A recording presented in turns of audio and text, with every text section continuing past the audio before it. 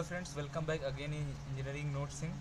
क्या कर रहे थे? हम गियर ट्रेन पे न्यूमेरिकल सॉल्व कर रहे थे। हमने फर्स्ट लेक्चर में ये गियर क्वेश्चन 2 को सॉल्व किया और बताया कैसे हम गियर बी की स्पीड निकालते हैं। नाउ अब हम सॉल्व करेंगे इस लेक्चर में question 1, that is reverted epicyclic gear train.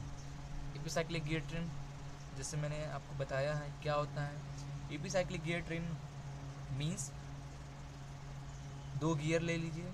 पहले गियर के एक्सिस के रिस्पेक्ट में ये दूसरा गियर रोटेट करेगा। पहले गियर के एक्सिस के रिस्पेक्ट में दूसरा गियर रोटेट करेगा, उसे हम बोलते हैं epicyclic gear train. Okay, now अब हम चलते हैं क्वेश्चन सॉल्व करने। क्या कहा है क्वेश्चन में? In a reverted epicyclic gear train the arm A carries two gear B and C. एक आर्म ए है, ये हमारा एक आर्म हो गया। इसने कहा है two arm A carries two gear that is B और सी। आर्म ए जो है टू गियर कैरी किया B and C and a compound gear D और ई। मीन्स बी सी तो कंसिडर किया है और डी ई को भी कंसिडर किया है। ठीक है, तो आप इसे माइंड में रख लो। Now the gear B match with gear E. Means gear B जो है वो किससे मैच है? गियर ई से मैच है। ठीक है, and the gear C match with gear D. तो इसे हम बनाते हैं। ठीक है, ये मैंने ले लिया एक आर्म। ठीक, ये आर्म पे क्या बोला है? ए कैरीज टू गियर बी और सी और डी और ई इन कंपाउंड गियर में लिया है डी और ई को। ठीक है, the gear B match with gear E. Gear B जो है किससे मैच है? ये होगा गियर बी। किससे मैच है?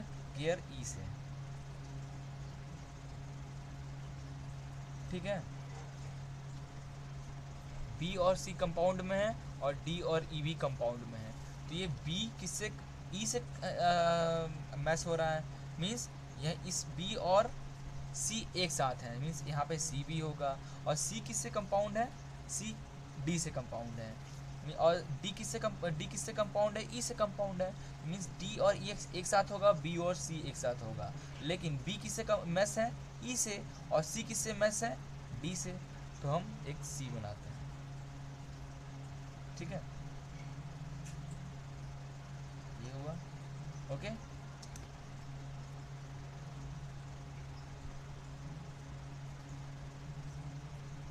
सी ये हो गया डी। ठीक है, समझ में? ये हमारा हो गया डायग्राम। नाउ अब सॉल्व करने की बारी है। मैच विद गियर ई हमने मैच करा दिया। The number of teeth on gear B C D is 75, 30, 90। Means जो number of teeth gear B C और डी का है, बी का, सी का और डी का नंबर ऑफ टिथ हमारे पास दिया हुआ है। तो solution given that number of teeth on B, number of teeth on gear B that is 75. ठीक है, number of teeth on gear C पे that is 30, number of teeth on gear D, number of teeth on gear D is equal to 90. now B का teeth हमारे पास है, सी का भी number of teeth हमारे पास है, डी का नंबर ऑफ टीथ है, ई का नहीं है। तो हम यहाँ ऐसे लिख सकते हैं कि हमें नहीं पता कि हमारे पास ई का टीथ क्या है। तो आप सबसे पहले क्वेश्चन सॉल्व करने से पहले आप नंबर ऑफ टीथ ई का निकाल लो। कैसे निकालोगे?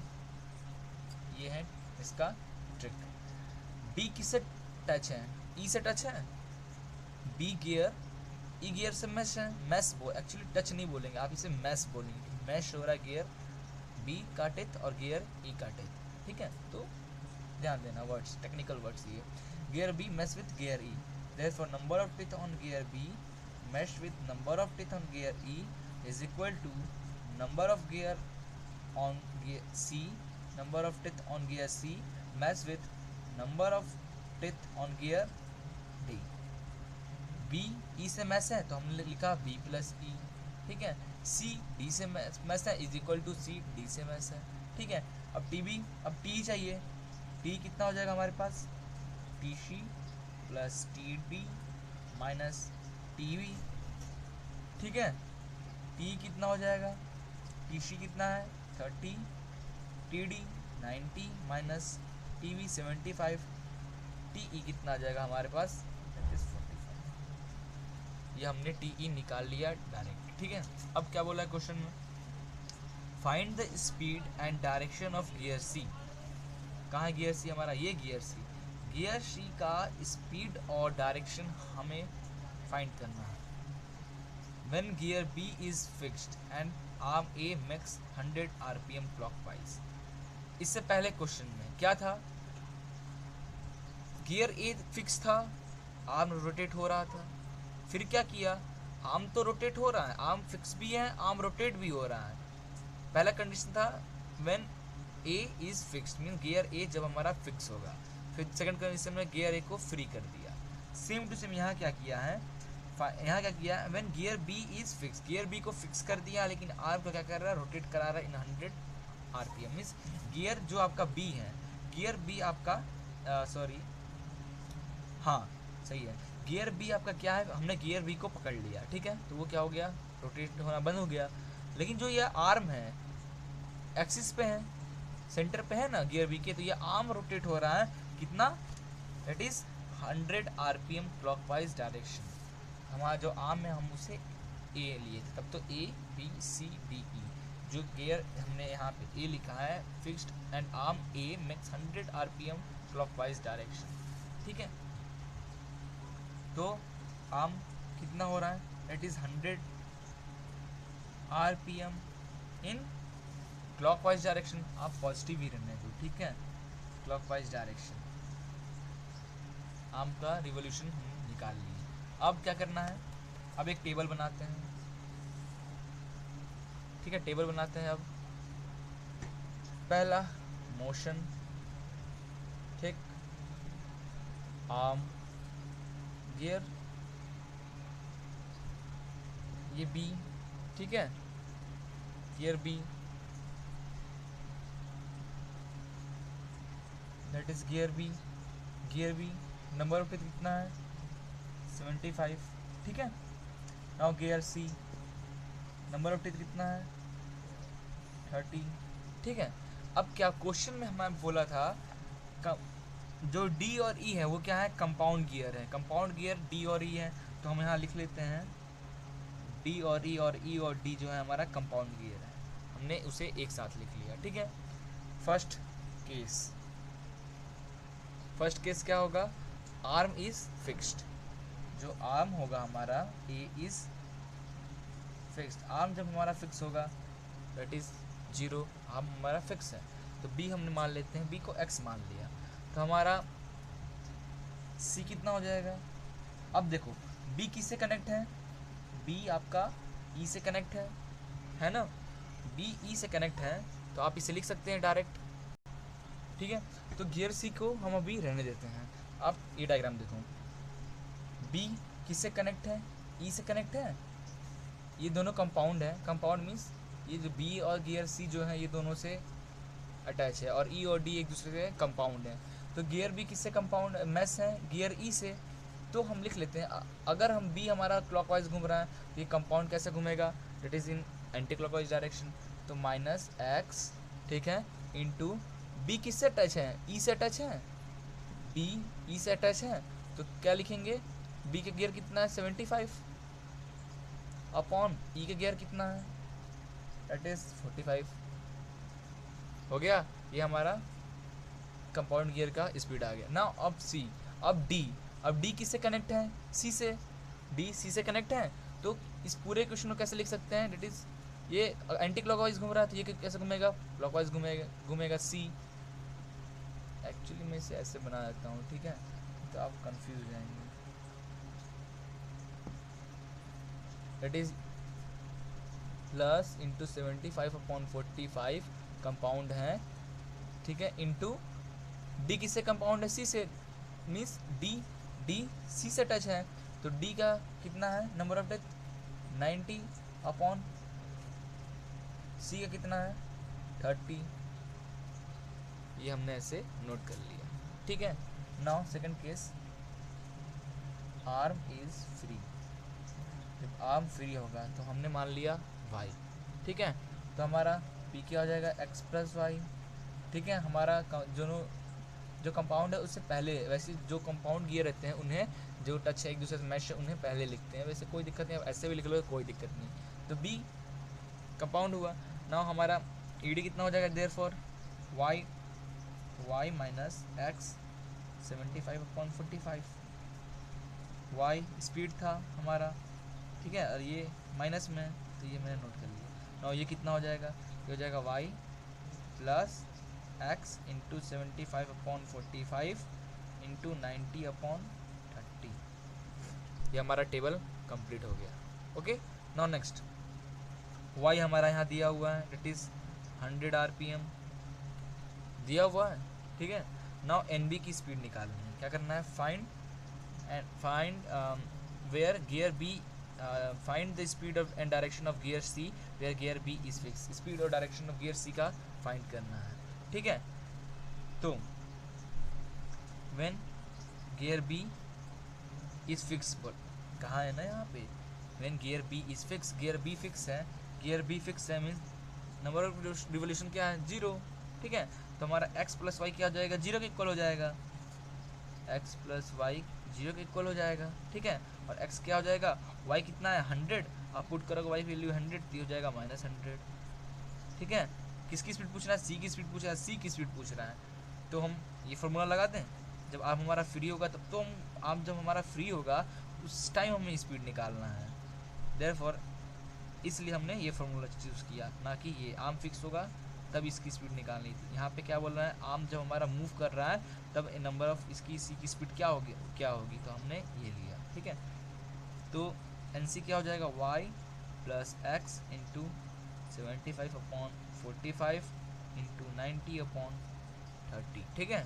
नाउ NC कितना हो जाएगा, y कितना है 100, x माइनस 100, x कितना है -100, 75/45 इंटू 90/30, ठीक है।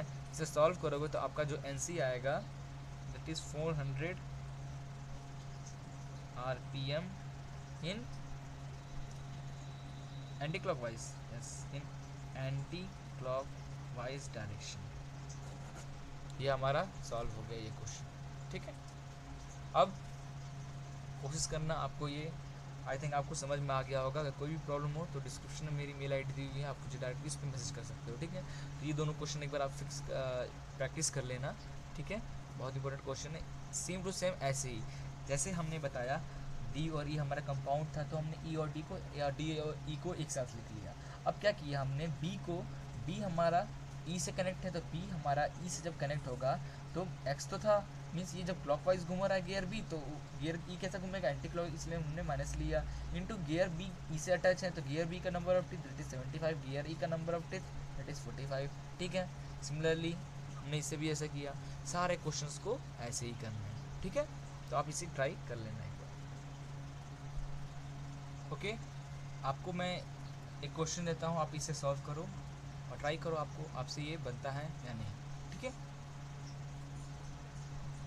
नाउ क्वेश्चन में क्या बोला है, an epicyclic gear consist of 3 gears A, B and C, okay, A, B and C as shown in figure. The gear A has 72 internal teeth, 72 gear A का teeth है, और gear C का teeth कितना है 32, gear A का teeth कितना है that is gear C का 32 और गियर A का 72, तो गियर A का टिथ हो गया, गियर C का टिथ हो गया। नाउ बोला external tip, now the gear B mesh with gear A, gear B जो है मैस किससे है,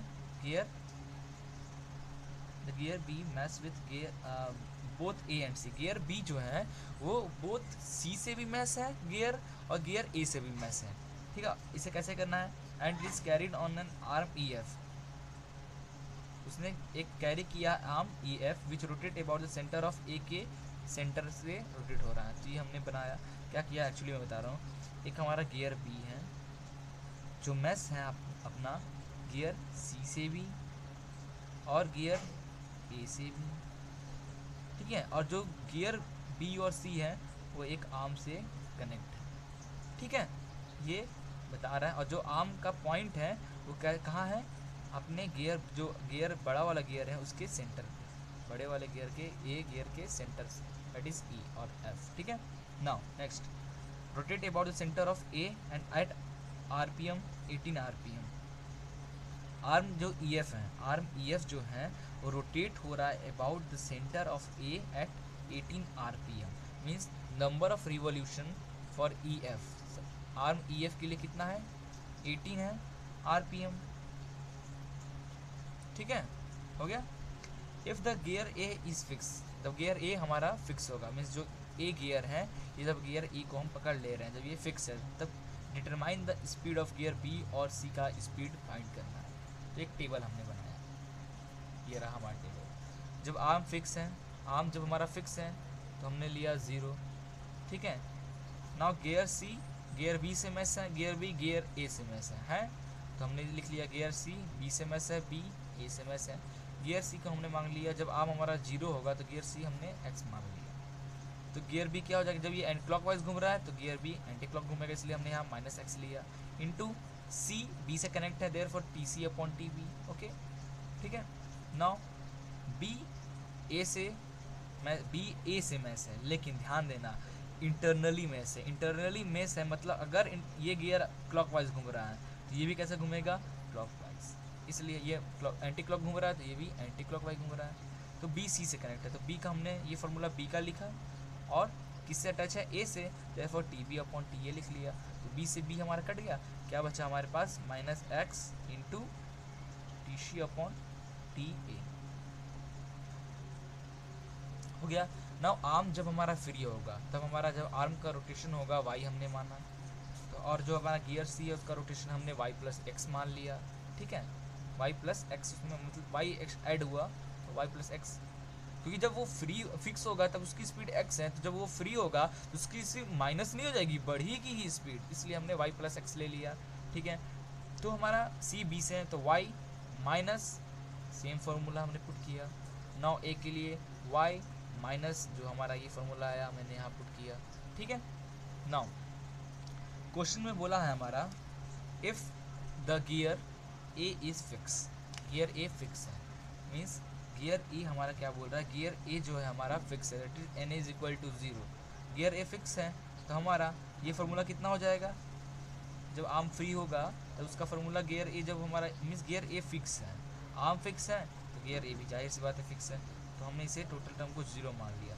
ये किसके इक्वल हो जाएगा, इट इज इसके equal, y minus x into T C upon T is equal to 0। अब ये हमारा एक इक्वेशन हो गया, ठीक है।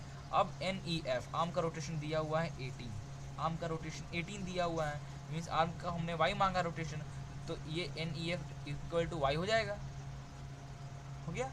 नाउ वाई की जगह हमने 18 लिखा, एक्स को हमने वैसे ही रहने दिया, टी सी की अपॉन 32 और टी ए हमारा 72, ये हमारे क्वेश्चन में दिया हुआ इज इक्वल टू 0 इक्वल किया, तो इससे आपको एक्स की वैल्यू आ जाएगी, डेट इज़ 40.5, एक्स की वैल्यू आ गई 40.5।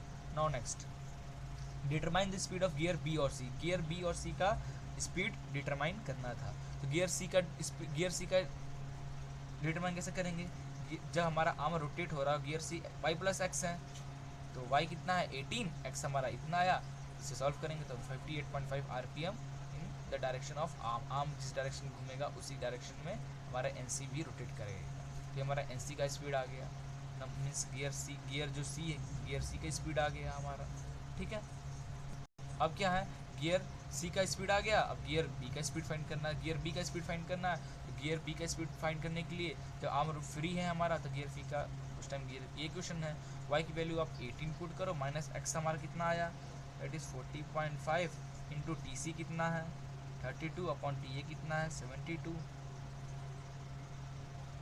तो एन बी आपका कितना आ जाएगा, सॉरी एक्चुअली टी बी की स्पीड नहीं दी हुई है हमारे पास, टी ए दिया हुआ है और टी सी दिया हुआ है, टी बी की स्पीड हमारे पास नहीं है, जो टी बी है टी सी की स्पीड दी हुई है 32, टी बी की स्पीड हमारे पास नहीं दी हुई है, तो कैसे T B number of teeth T B का गियर बी का नहीं दिया हुआ तो कैसे निकालें, same formula, C B C से कनेक्ट है, T C plus T B is equal to A T A लिख सकते हैं,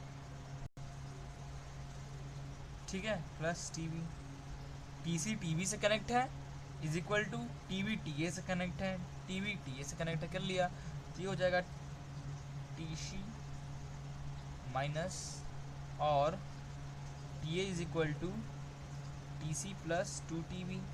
वैल्यू पुट करो, आपका टी वी निकल आएगा। ठीक है, ये हमारा एन बी का फार्मूला हो गया। टी ए हमारा T C plus two T B हो गया। ठीक है, तो टी ए हमारा 72 दिया हुआ है और इस माइनस आ जाएगा तो 32 और टू टी बी हमारा आ गया दैट इज़ 20। अब फार्मूला में पुट कर दें, हमारा वाई 18 है माइनस एक्स की वैल्यू 14.5 आया है, टी सी हमारा 32 था, टी बी हमारा कितना है 20, हमने पुट किया तो हमारा एन बी जो आया that is minus 46.8 RPM in the opposite direction of arm, arm के अपोजिट डायरेक्शन, क्योंकि आर्म का पॉजिटिव डायरेक्शन था, यहाँ नेगेटिव है। ओके, तो ये आपको सॉल्व हो गया। ओके, आई थिंक आपको ये क्वेश्चन अच्छे समझ में आ गया होगा। तो आप ये सब क्वेश्चंस को ट्राई करना, बहुत इंपॉर्टेंट है। बाकी सब क्वेश्चन भी ऐसे ही सेम टू सेम होंगे, बहुत इजी न्यूमेरिकल्स आते हैं गियर ट्रेन के। ओके, तो thank you for watching this video, please share with your friends.